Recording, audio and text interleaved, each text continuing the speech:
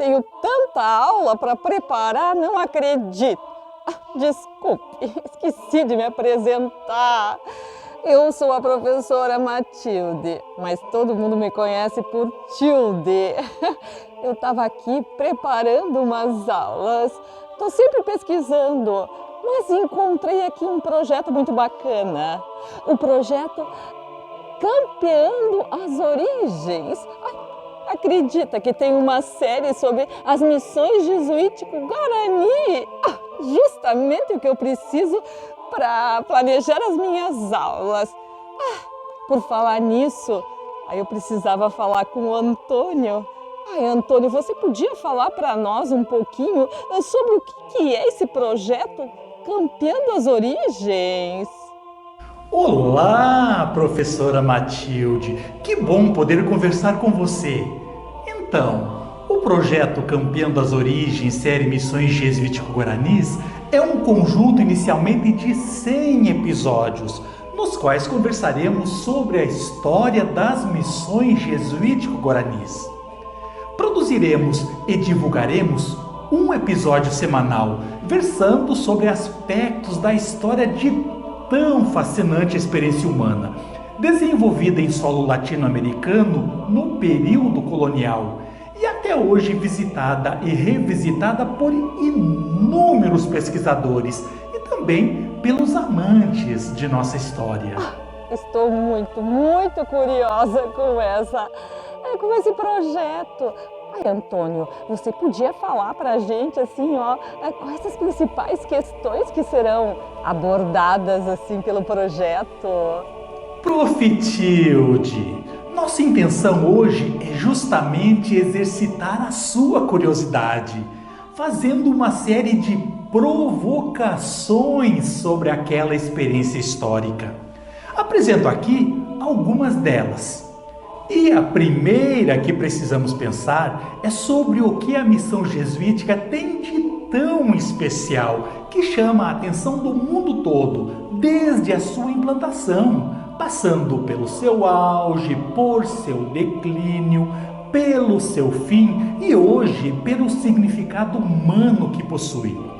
Para responder a essas questões, vamos nos debruçar sobre a história da Companhia de Jesus, sobre as características culturais dos povos indígenas envolvidos nas missões e sobre o resultado obtido com o encontro desses dois universos, dentro do que conhecemos como missões jesuíticas. Passaremos pela ação dos missionários, pelas estratégias utilizadas para atingir os nativos com a sua mensagem, mas também pela reação dos indígenas a ela. Às vezes de aceitação, outras vezes de contestação, pois sabemos que a forma de viver dos indígenas foi grandemente impactada pela chegada dos inacianos. Assim, será importante nos perguntarmos sobre quais foram os aspectos de seu modo de ser tradicional que eles mais resistiram para abandonar e por qual motivo o fizeram. Ademais, professora Matilde, conversaremos se os indígenas teriam abandonado de fato o seu modo tradicional de ser e se convertido totalmente ao catolicismo. Sabe, pelos meus estudos, eu acho que as reduções foram um projeto social, político, cultural e religioso. Você poderia dizer como esses aspectos vão ser tratados na série? Querida Tilde, focaremos as nossas análises no cotidiano reducional para mostrar que os missionários seguiam uma diretriz emanada dos documentos internos da Companhia de Jesus e da própria Igreja Católica, mas que eles estavam no espaço colonial e que seguiam também a legislação ditada pela coroa espanhola. Sua ação aconteceu dentro de um modelo de civilização trazido da Europa e que era muito diferente do modo de viver dos povos indígenas. Daí que ficaremos atentos em mostrar não somente os missionários, mas também os indígenas, seus dramas, dilemas, apropriações, aprovações e também desaprovações. Resumindo, eu diria que nos interessa tratar sobre o encontro desses dois personagens, numa busca de ler o reverso da história, sem endeusar ou demonizar personagens, pois tanto os missionários quanto os indígenas reduzidos são frutos de um momento histórico, por sinal muito diferente do nosso presente. E digo mais, com isso, não temos como deixar de lado a fala sobre a estrutura da ordem jesuítica, as legislações seguidas pelos missionários, mas também sobre a sua formação teológica, linguística e nas diversas ciências.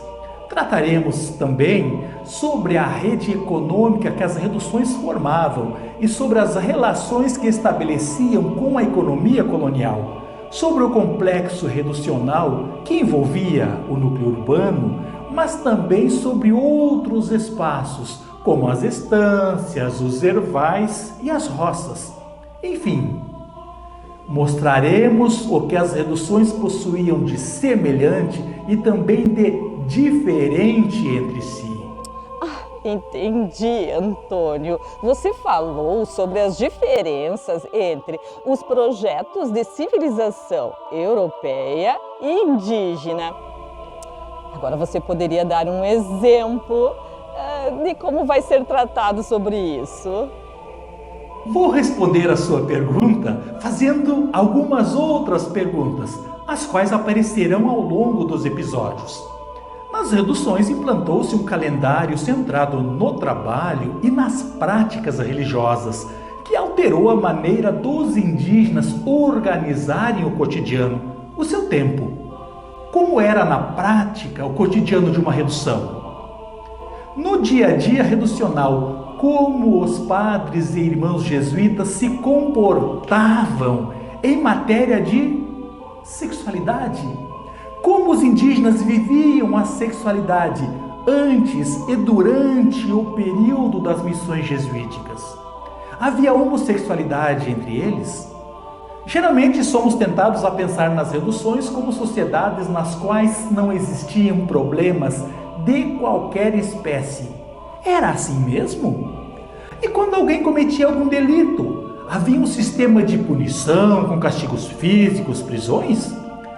Quais eram as atitudes consideradas como delitos dentro da missão? Que castigos sofriam aqueles que descumpriam as normas estabelecidas? Quem aplicava esses castigos? As pessoas aceitavam serem castigadas? Enfim, poderia ficar aqui trazendo questionamentos por horas, mas por enquanto é o que basta. Ao longo da série de 100 episódios, buscaremos conversar sobre essas e tantas outras questões, utilizando como material de consulta as fontes históricas jesuíticas e também as pesquisas de historiadoras e historiadores. Espero que tenhas, assim como a professora Matilde, ficado curioso com a apresentação do projeto Campeando as Origens, série Missões Jesuítico-Guaranis. Por isso eu te convido a acompanhar cada episódio, iniciando pela Companhia de Jesus, assunto do nosso próximo encontro. Até mais e uma ótima série a todos nós. Aguitivete, como dizem os Guarani. Obrigado.